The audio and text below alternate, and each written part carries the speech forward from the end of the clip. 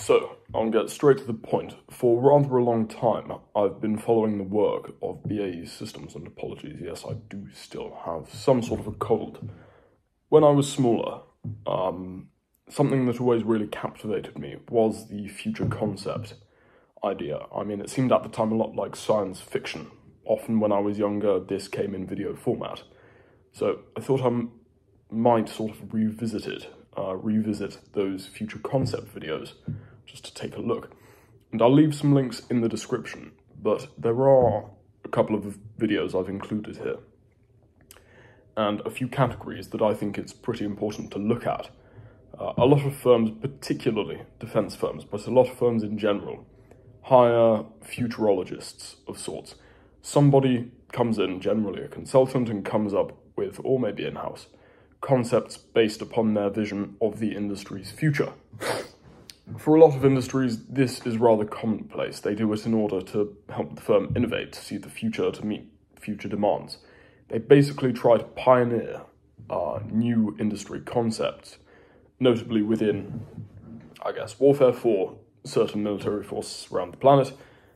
That has been in the development of the ethos of mosaic warfare, the idea that, I guess, line to action is not necessarily direct, it's not linear, but it's more nucleated. It is random, designed to confuse, and we have actually seen a movement towards that. So the work of these futurologists isn't void. It's not something silly, as a lot of people actually think. So to look at a microcosm of that futurology, in a sense, I'm going to look at BAE Systems' future concepts from quite a while ago, which I do find quite interesting. I think it's quite important, if not, just significantly interesting, to see if their predictions, to see if the concepts that they thought they'd be developing still hold water. Are they pursuing this? Is the stuff that smaller me watched a long time ago, that seemed so unachievable, that seems like science fiction, becoming science fact to an extent? So, the first concept I'd like to look at is the idea of self-healing. To my younger self's surprise, this is something that has actually been being realized to an extent. I know certain people who go to engineering school and learn about these concepts, looking at advanced materials. A lot of defense firms are working on advanced technologies with the core premise being that they are obviously lightweight and strong, but they are integrated with, even chemically often, built-in adhesive substances, a component of which is the sort of, I guess, composition of advanced materials to build the next generation of aircraft. We might even see, as they predicted, the idea that one could potentially use nanotechnology, one could utilize automated mechanical healing in that sense. Perhaps some sort of adhesive fluid gel suspended in carbon fiber nanotubes with vascularization within these advanced materials. Most defense firms are working on advanced materials for 6th generation fighters and other stuff, because this is incredibly useful for munitions as well, particularly if you have effectively nullified warheads that don't go off when hit, because they're still useful. Secondarily, we see the idea of subdivisions of aircraft within larger units. In a more literal sense, we may see something similar in the form of UAS deployment from larger aircraft, the idea, sort of stuff we saw under Project Mosquito, the Lanka aircraft within the defense sector, but we may actually see this as, I guess, the first vision of modularity, or at least the first conception of it as we see it in the modern day, the thing that we're moving into now. The idea that aircraft can be divided and more readily made mission-specific, even ad hoc. Something core to this idea is the idea of advanced automation and communication technologies, that aircraft could communicate in splitting, and in the future even rejoining potentially. And at the time, this was really aimed at the maximization of ISR value. So you maximize, basically, ISR is intelligence, surveillance, and reconnaissance. That's basically non-combat. And then one also maximizes fuel efficiency, and there is higher value to the warfighter of unit transport. So in effect, one uses subsystems for ISR, and then one, through that, apologies, my nose is incredibly blocked, one can maximize fuel in transportation to get more stuff to where it needs to be to have a significant impact. Again, an important component of this is the idea of automated systems. We've seen recently in the UK the use of swarming technology. So I think that's actually an interesting sort of jumping off point. We'll have to see if this idea of splitting and rejoining actually comes to fruition, because the fact of the matter is, what we have seen with the idea of a non-integral unit, as we saw in the Salisbury Swarm, is that there may be more tactical value in a divided unit in something that perhaps matches mosaic warfare more. The third idea that I think is important to look at, which in the video perhaps is seen as hyperbole, they're printing an entire UAS thing, basically. I don't really know how one would identify it, because it really had no specification, but they're 3D printing a UAS unit within a concealed bay. And while this might not be, that we know, realized yet, there is certainly a move towards 6th generation ad hoc creation through processes like 3D printing, increased modularity, configurability, and I think that's a rather interesting thing, the fact that we can perhaps, I guess, synergize this with advanced materials and actually create something ad hoc which is incredibly useful, which improves modularity, which improves mission, specific purpose, which basically makes the aircraft more adaptable. So we might see that.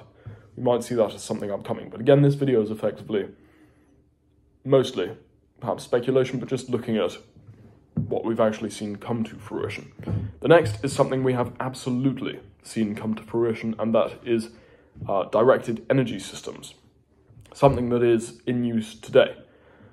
We've seen Israel's Iron Beam, or MBDA's Dragonfire, which is effectively a drone that can, I guess, nullify certain munitions with the utilization of directed energy systems. Tempest, Team Tempest have been very open about this sort of stuff, that they very much plan to use these systems. The idea is basically projection of energy through precise laser systems to either take out munitions or blind enemy targeting systems, and that is something that we're certainly seeing, I guess, move into the mainstream now, and I think is probably going to be utilized far more on 5th generation upgrades and 6th generation inventions. So in the next video, which is perhaps more laconic, we see the further use of UAS. Again, this is reasonably within our grasp. The idea that UAS could move between rotary and fixed-wing flight, that they could be deployed as subunits from unmanned travel pods, that they could swarm, the use of collective or singular systems for electronic warfare, for the disabling of, I guess, enemy systems, anti-air systems, and that effectively allows one to move more valuable assets, more payload-heavy assets into the battle space, and that these unmanned systems can clear away for manned or optionally manned systems. And we've seen that actually a lot with the, I guess, development of the idea of the Lanka drone with Tempest. So I think that's something interesting to see. The thing that I really wanted to emphasize here, because I understand that this isn't particularly valuable, I just thought it worth talking about, a lot of these concepts are actually beginning to become visibly achievable now. And I remember watching this a while ago, and that's certainly the sentiment of a lot of people who watched it. I looked in the comment section. The sentiment of most people who watched it was, this is ridiculous. This is science fiction. This is nowhere within the bounds of technological capability. That it's simply not achievable, that this is something we might see in 100 years' time. That this was entirely unachievable, that it was physically impossible with the physical constraints of Earth.